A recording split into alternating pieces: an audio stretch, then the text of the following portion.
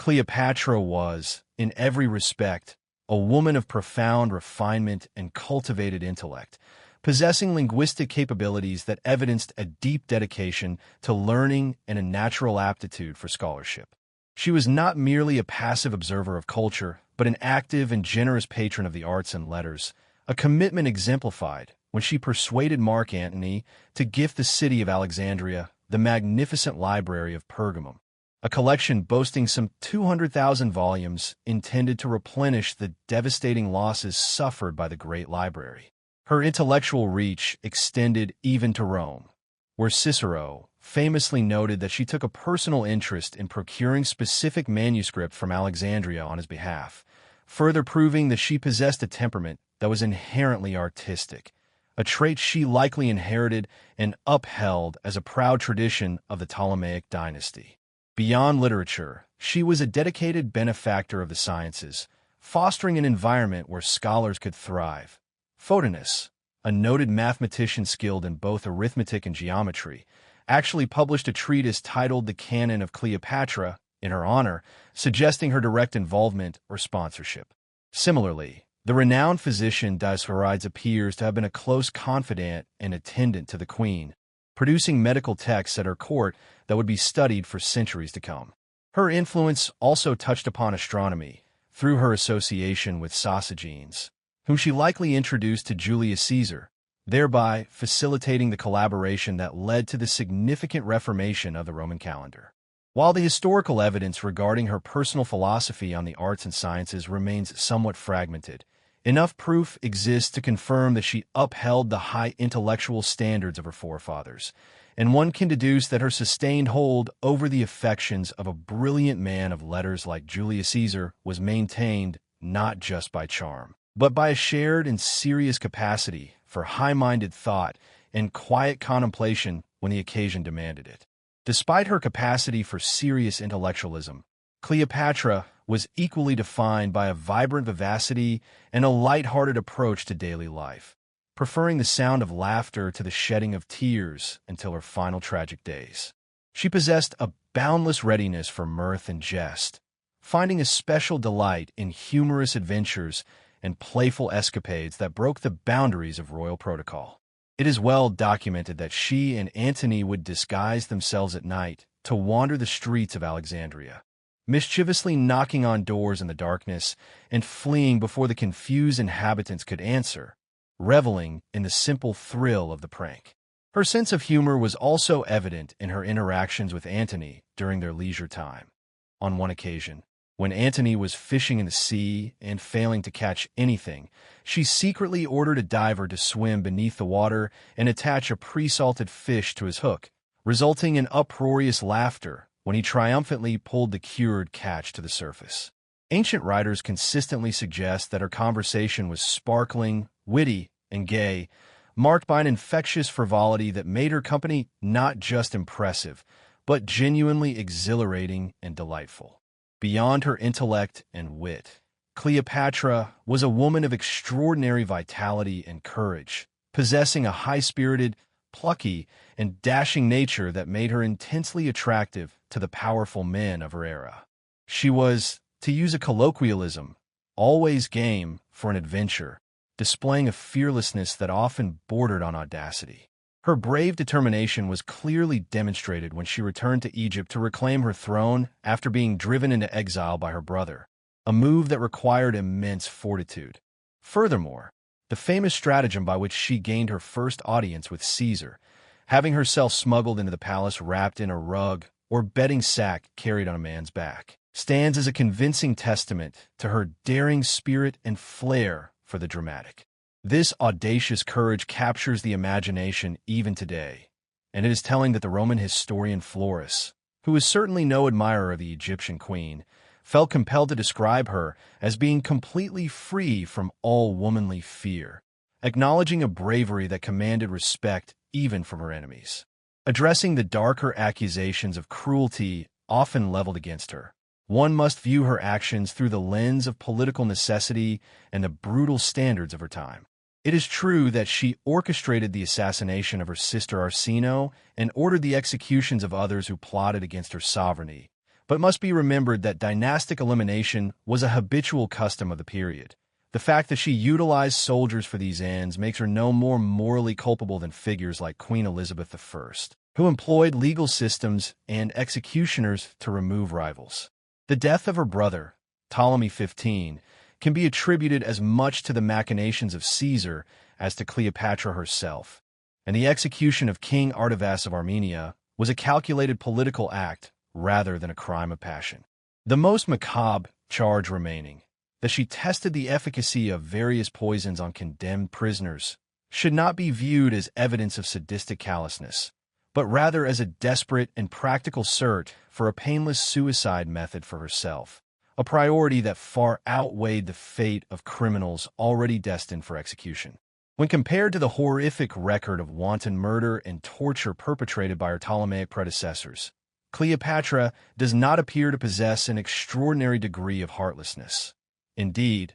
considering she lived in a ruthless and violent age, her general behavior was often remarkably tolerant and good-natured. In the realm of religious conviction, Cleopatra stood apart from the growing skepticism that characterized many intellectuals of her era, for she was by no means a disbeliever in the potency and presence of the gods. On the contrary, she maintained a fervent and authentically pagan belief in the intrinsic, unbreakable bond between divinity and royalty, accepting without a shadow of a doubt the hereditary assurance that she was of celestial lineage. This was not merely a private faith, but a public spectacle. On gala occasions and during high-state ceremonies, she was wont to array herself in the sacred, shimmering robes of Isis or Aphrodite, presenting herself not merely as a ruler, but as a goddess incarnate walking upon the earth, thereby assuming the divine rights that superseded mere temporal power. She viewed her existence as being in constant, intimate communion with the virile and ancient gods of both Egypt and Greece, looking to the heavens for guidance in her earthly affairs. Consequently, when her court astrologers pointed out celestial signs and wonders, or when she observed auspicious or ominous occurrences in her daily environment, she was particularly prone to validating them as direct communications from her heavenly kin. It is often posited that her controversial withdrawal from the critical battle of Actium was dictated not by cowardice, but by a profound spiritual consciousness of warnings received through such portents, suggesting that her life was frequently ordered by the dictates of the unseen world. While the historian Josephus alleges that she committed sacrilege by violating the temples of Egypt to strip them of their treasures for war funds, claiming no place was too holy to escape her grasp when she was pressed for gold, a defense can be made for the queen. One might argue that, as the living representative of heaven on earth, the possessions of the gods were, in a theological sense, her own property to dispose of, especially when those resources were converted into currency for the ultimate glory and preservation of Egypt. Furthermore, in the frantic, final emergencies of her reign, it is highly probable that her desperate agents seized supplies wherever they could be found. And if Cleopatra was consulted at all, she was likely too distracted by the crumbling of her world to give the theological implications serious thought. It is perhaps unnecessary to probe further into the abstract definitions of the Queen's character, for her true personality will naturally reveal itself through the unfolding record of her tragic and tumultuous life. It is, however, essential to recognize that while her faults were undeniable and manifold, she was not what the world usually classifies as bad or inherently wicked. She was, above all, a brilliant, charming, and captivating woman. Perhaps she was not over-scrupulous in her methods, and she was certainly willing to utilize her considerable allure to achieve her ends, yet she was not an unprincipled or immoral character in the conventional sense. As the historian reconstructs her image, watching her figure move lightly through the complex mazes of her destiny, now commanding her armies in the thick of battle, now drifting up the moonlit Nile on a royal barge with Julius Caesar at her side, now tenderly playing in the nursery with her children, now presiding with wit and brilliance at the gorgeous, decadent feasts of the Alexandrian palace, now racing in disguise through the darkened side streets of her capital, choking with suppressed laughter at a prank, now speeding across the Mediterranean toward her inevitable doom, and finally, all haggard and forlorn, pressing the deadly SP to her bosom. He cannot fail to fall under the enduring spell of that enchantment which once changed the face of the world. He discovers that he is not dealing with some mythical daughter of Satan, who, from a lair in the corrupt East, stretched out a hand to entrap the virtuous heroes of Rome, but rather with mighty Caesar's wife and widow, fighting fiercely for the birthright of Caesar's child. He sees her as Antony's faithful consort, striving with a grand vision to unite Egypt and Rome into one vast, harmonious empire. He perceives her not as the caricatured crowned courtesan of the Orient, but as an excellent royal lady who, by her intellect and graces, held captive the two greatest men of her time in bonds that, within Egypt, were equivalent to legal and sanctified marriage. Seeing before him once more that small, graceful figure, whose beauty compels the eye and whose voice entices the ear, and in whose face, perhaps softened by the kindly obliterations of time, there is no trace of apparent evil. The unprejudiced historian finds himself hard-pressed to decide whether his sympathies belong to the tragic Cleopatra or to her cold Roman rival in the colossal struggle for the mastery of the whole earth recorded in the pages that follow. No study of the life of Cleopatra can lay claim to true historical value or insight unless it begins with a comprehensive understanding of the unique position of her capital, Alexandria, and its distinct relationship to the Egyptian interior on one hand, and to the civilizations of Greece and Rome on the other. It is absolutely imperative for the reader to constantly bear in mind that Alexandria, both in the Ptolemaic era and to a significant extent in modern times, was far more closely tethered culturally, politically, and economically to the Mediterranean kingdoms than to Egypt proper. Geographically and spiritually, it bore no closer relation to the Nile Valley than the Phoenician colony of Carthage bore to the vast, untamed interior of North Africa. Indeed, to fully grasp this dichotomy, one might legitimately draw a parallel with the relationship of Philadelphia to the wild interior of America in the 17th century, or of Bombay to the rest of India in the 18th century. In all these instances, we witness a foreign settlement representing a progressive, imported civilization, dependent largely on transmarine shipping and external trade for its prosperity, planted upon the coast of a country whose indigenous habits and traditions are viewed as obsolete or alien. Therefore, it is almost as historically inaccurate to classify the Alexandrian Queen Cleopatra as a native Egyptian as it would be to imagine William Penn as a Red Indian or Warren Hastings as a Hindu.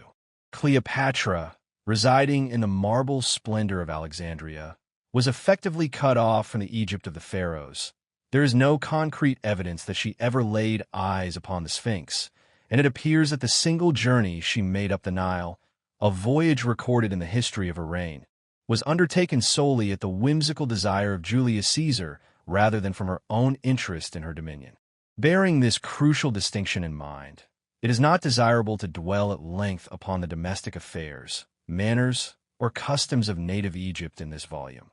Consequently, in order to avoid imbuing the events recorded here with a misleadingly Egyptian character which they did not in reality possess, I have purposefully refrained from introducing detailed accounts of the indigenous people who lived in the vast, ancient country behind Alexandria, over which Cleopatra nominally reigned. The specific topographical location of Alexandria, selected with strategic genius by its illustrious founder, Alexander the Great, appears to have been chosen precisely for its deliberate detachment from Egypt proper. The city was constructed upon a narrow limestone ridge, a strip of land guarded by the Mediterranean Sea on the northern side and the brackish waters of the Mareotic Lake on the southern side, effectively insulating it from the mainland. It was thus cut off from the hinterland far more effectively by water than Carthage ever was by its semicircle of protective hills. Alexander's grand design was to establish a purely Greek settlement, a cosmopolitan port where Greeks could land their wares for distribution, and for which the abundant grain and produce of the Nile could be shipped to the markets of the north and west. He selected this remote corner of the delta with the plain and unmasked intention of holding his city at once free of, and yet in dominion over, the ancient land of Egypt. So precisely was the location suited to this dual purpose that,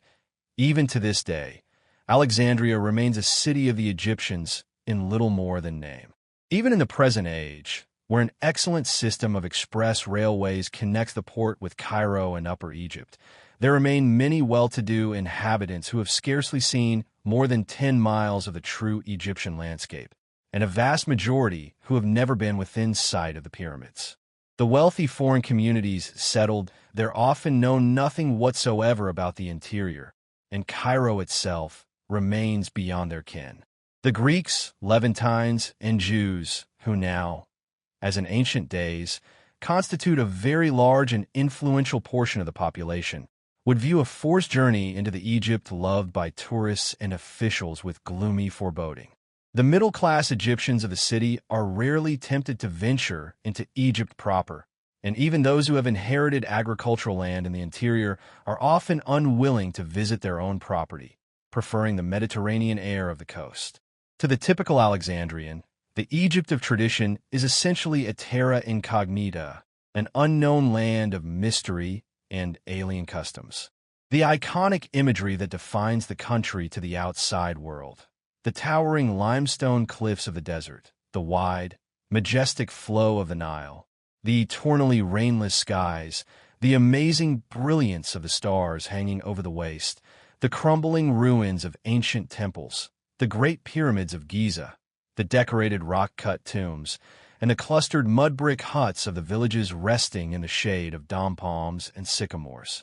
is entirely foreign to them. They are strangers to the creaking sound of the sakias or water wheels, and the sight of the gracefully worked shadufs or water hoists lifting nourishment from the river. These inhabitants have never seen the shimmering heat of the hot deserts or the white camel tracks winding over the hills. They have not looked upon the Nile tumbling violently over the granite rocks of the cataracts, nor have they watched the broad, mirror-like expanse of the annual inundation that feeds the land. That peculiar, undefined atmosphere, the ancient, mystical feeling associated with the very thought of Egypt in the minds of visitors and poets, does not tincture the impressions or the souls of the Alexandrians. They remain, as they have always been, the sons of the Mediterranean, looking outward toward the sea, rather than children of the Nile, looking inward toward the earth. The climate of Alexandria differs so fundamentally from that of the interior delta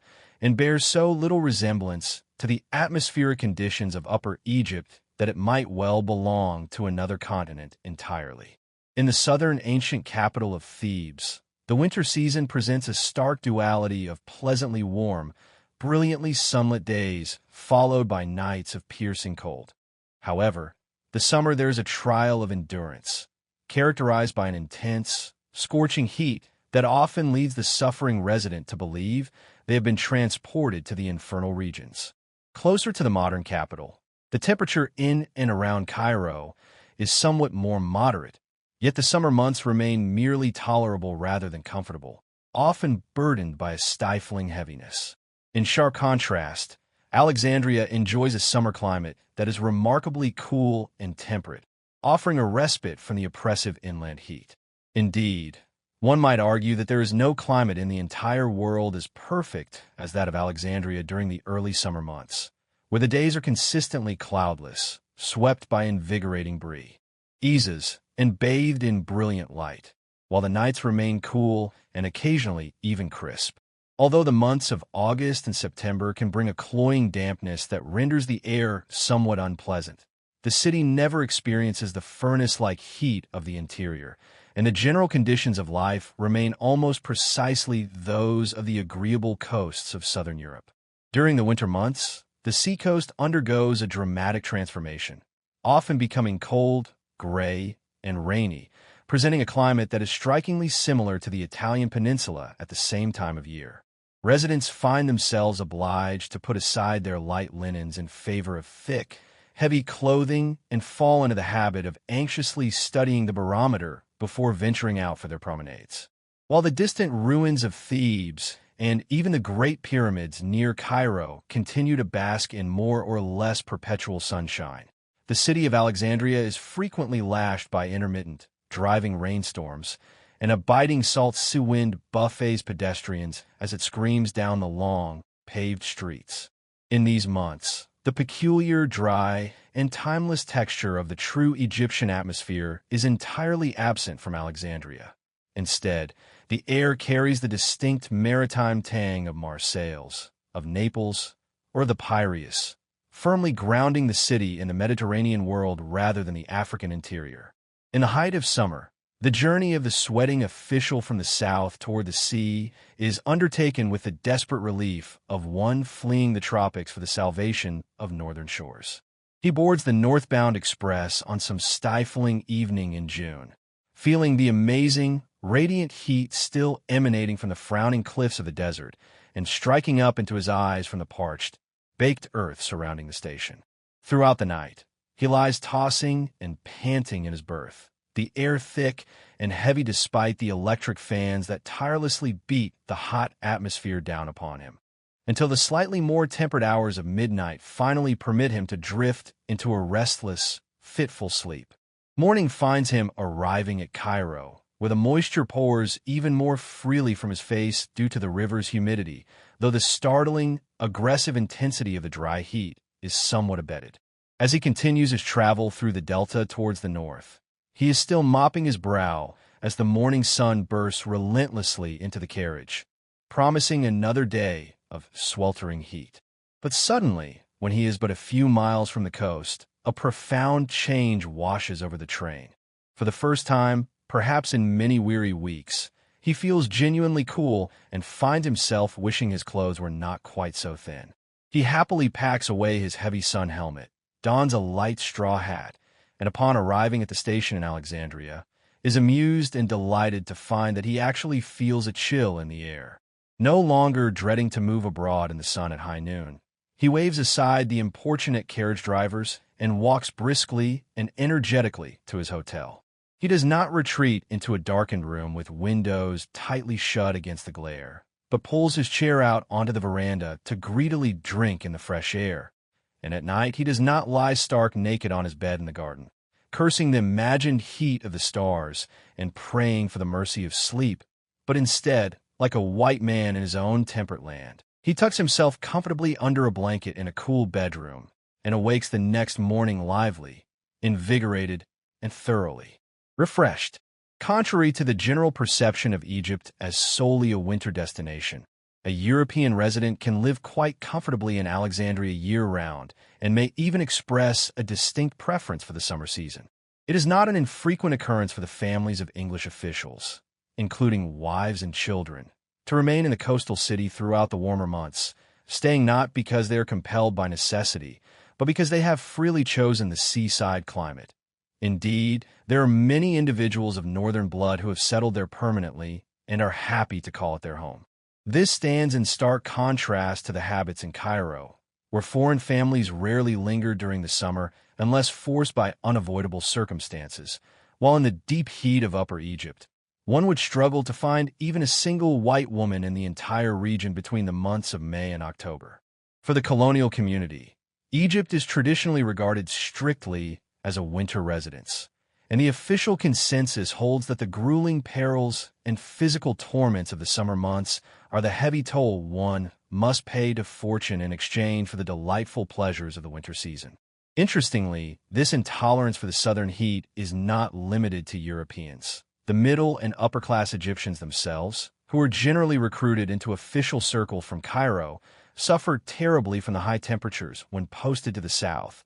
often exhibiting even less tolerance than the English. I can personally attest to this, as on more than one occasion, I have been forced to abandon a day's ride in the summer heat because a member of my native staff had collapsed in a state of total physical prostration. There exists a profound social and cultural divide between the North and the South, where the Egyptian of Alexandria looks down with unconcealed scorn upon the inhabitants of the upper country. The Southerner, however, reciprocates this animosity, having no epithet of contempt more biting or insulting than to call someone an Alexandrian, a term which, to the hardy peasant of the Thebaid region, conveys all the untrustworthiness and rascality that the word scalawag denotes to us. The northern Egyptian, seemingly unmindful of the hypocrisy in criticizing a complexion so similar to his own, frequently dismisses the southerner as black, in tones dripping with disdain. I recall a specific conversation with an Alexandrian Egyptian of unmixed native lineage who was serving as an official in a southern district. He confessed to me that he found life unbearable and dull in his provincial capital, complaining that he was surrounded entirely by people he brutally referred to as confounded niggers. If the Egyptians of Alexandria are this deeply estranged from the very people who constitute the agricultural backbone and demographic core of the Egyptian nation, it becomes easy to understand how vast and unbridgeable the gulf must be between the Greeks or other European residents of that maritime city and the great bulk of the populace living along the Nile. I am thoroughly convinced that Cleopatra herself likely referred to the Egyptians of the interior with the same sense of detached superiority, perhaps viewing them with the equivalent disdain of calling them confounded niggers. Her political interests, personal sympathies, and cultural outlook, much like the orientation of her capital city, were directed firmly across the Mediterranean toward Europe rather than inland. She held no more intimate or emotional relationship to the land of Egypt than a modern London millionaire holds toward the distant African gold mines that he legally owns but rarely visits. To this day, Alexandria preserves the distinctly European character with which it was originally endowed by Alexander the Great and the Ptolemaic dynasty. Or perhaps it is more accurate to say that the city has once again assumed that Western identity. While there are certainly large quarters of the city that remain native in architectural style and appearance, when viewed as a comprehensive whole, the city suggests to the eye the atmosphere of an Italian commercial port rather than an Egyptian hub. It possesses extremely little in common with the Egyptian metropolis of Cairo or the other ancient cities of the Nile, and we know that this lack of similarity was just as pronounced in ancient times. This divergence extends even to the natural world, for the flowers and trees are fundamentally different. In Upper Egypt, the gardens possess a somewhat artificial beauty, as the aesthetic grace of the land depends more upon the dramatic composition of cliffs, river, and agricultural fields. There are few indigenous wildflowers, and little natural grass exists. In those southern gardens, the flowers are clearly importations, and the lawns must be sown afresh every autumn because they cannot survive the scorching summer. In Alexandria, however, there is always a vibrant blaze of floral color, and one notes with surprise the presence of English hollyhocks, foxgloves, and stocks growing comfortably side by side with the native plants of southern Europe. In the fields of Mariaut, situated just opposite Alexandria, the wildflowers that bloom in the spring are identical to those found on the hills of Greece. Touched by the cool, refreshing breeze from the sea, one walks over ground that is painted scarlet and gold with wild poppies and daisies. There the asphodel and iris bloom in abundance, and the ranunculus grows to the impressive size of a tulip. There is a delicacy and daintiness in these fields and gardens that is wholly un-Egyptian, completely distinct from the heavier, more permanent grace of the South. One feels instinctively that the pharaohs never walked in these fields of asphodel, and that the Gadamon held no dominion here amidst the poppies by the sea. The observer is transplanted in imagination to the landscapes of Greece and Italy, making the realization all the more apparent that Cleopatra and her city were an integral part of European life, only slightly touched by the very fingertips of the Orient. The coast of Egypt rises so gradually and insignificantly above the level of the Mediterranean that the land remains entirely invisible to those approaching it from across the sea, hidden from sight until the vessel is separated by merely a few miles from the line of white surf that breaks continuously upon the sand and rocks of that low, barren shore. Unlike the dramatic landscapes of other East Mediterranean countries, such as the soaring cliffs of Greece, the volcanic slopes of Italy and Sicily, or the rugged outlines of Crete, Cyprus, and Syria, where mountains rising majestically out of the blue waters served as reliable landmarks for the mariners of ancient days, discernible upon the distant horizon for many long hours before the wind or the rhythmic beat of oars carried the vessels into the safety of their lee. The Egyptian coast offered No such visual assistance to the anxious captains of sea-going galleys, who were consequently often obliged to navigate dangerously close to the treacherous shoreline before their exact whereabouts became apparent to them. The great city of Alexandria itself was largely concealed from the view of approaching ships by the long, low-lying island of Pharos, which stretched in front of the metropolis and which, in its natural state, was little dissimilar in elevation and appearance from the mainland itself. From the coast opposite either end of this island, two promontories of land projected into the sea, and by the ingenious lengthening of these natural features through the construction of massive artificial breakwaters, the straits lying between Pharos Island and the mainland were converted into an excellent, protected harbor, effectively screening both the anchorage and the main body of the city from the turbulence of the open sea. However, to remedy the lack of natural landmarks, there existed one tremendous man-made beacon which served to direct all vessels unerringly to their destination: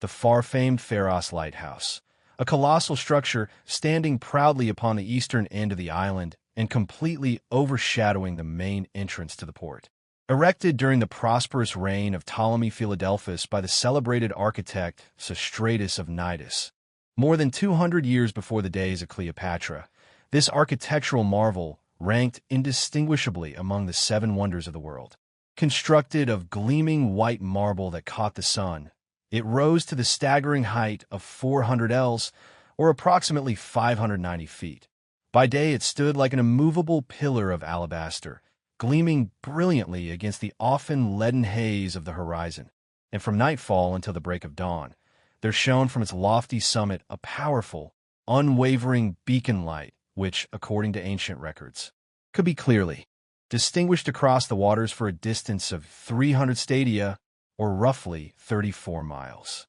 The vast harbor was divided into two almost equal basins by a colossal embankment known as the Heptastadium, a massive engineering feat which physically joined the city to the island. This great mole was cut at either end by a passage or waterway to allow vessels to move from one harbor to the other. But these two passages were bridged over to maintain traffic, and thus a clear, continuous causeway was formed, extending 7 stadia, or 1,400 yards, in length. To the west of this dividing embankment lay the harbor of Ionistos, historically known as the Harbor of Happy Return, which was entered from behind the western extremity of Pharos Island. Meanwhile, to the east of the embankment lay the Great Harbor, the entrance to which passed narrowly between the foot of the enormous lighthouse and the Diabathra, a breakwater built-out from the opposing promontory, known as Lochias. This eastern entrance was notoriously dangerous for the unskilled pilot,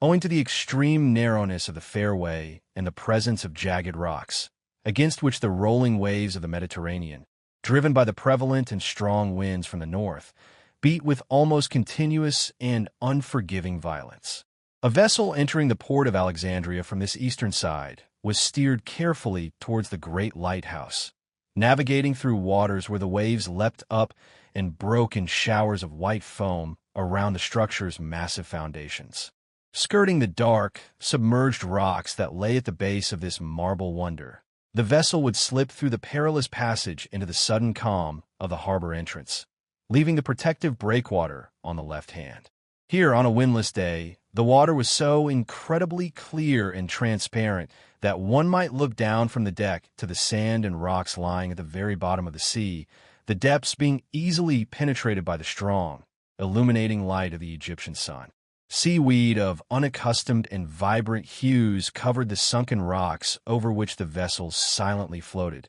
and sea anemones, resembling great blossoming flowers, could be seen swaying gently in the rhythmic motion of the undercurrents. Passing onward into the deeper waters of the harbor, where sleek dolphins frequently arose and dived in rhythmic succession alongside the ships, the traveler saw rising before him such a magnificent array of palaces and public buildings as could be found nowhere else in the known world. There stood, on his left hand, the sprawling complex of the royal palace, which occupied the entire Lochias promontory and extended round towards the west. Here, situated beside a small, exclusive island known as Antirodos, which was itself the site of a private royal pavilion, lay the royal harbor, where flights of broad marble steps descended directly into the azure water that was so deep at this point that the largest imperial galleys might moor directly against the quays.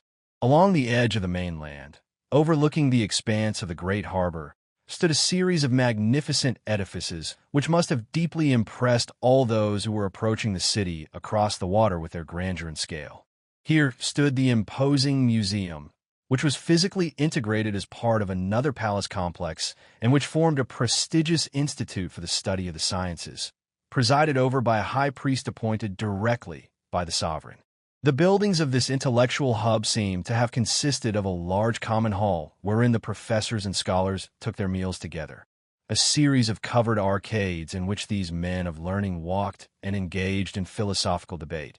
a dedicated hall or assembly room in which their formal lectures were held,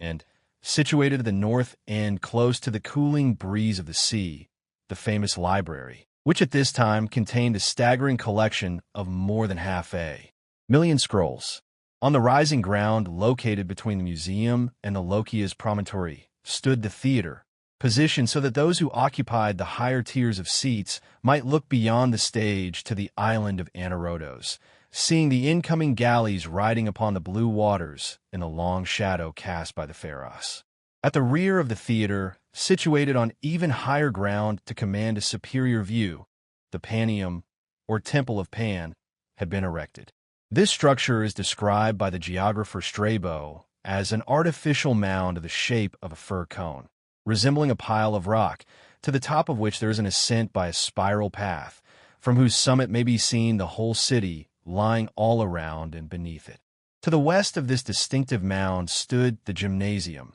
a superb and sprawling building, the porticos of which alone exceeded a stadium, or 200 yards, in length, offering ample space for athletic pursuits. The courts of justice, serene and imposing, were surrounded by lush groves and gardens and adjoined the gymnasium. Close to the harbor front, located to the west of the theater, was the Forum, the center of public life, and in front of it, standing prominently on the quay, was a temple dedicated to Neptune, the protector of seafarers. To the west of this, near the museum complex, there was a sacred enclosure called the Sema, within which stood the monumental tombs of the Ptolemaic kings of Egypt, built around the famous central mausoleum, wherein the bones of the city's founder, Alexander the Great, rested in a magnificent sarcophagus of alabaster, serving as the spiritual and historical anchor of the metropolis.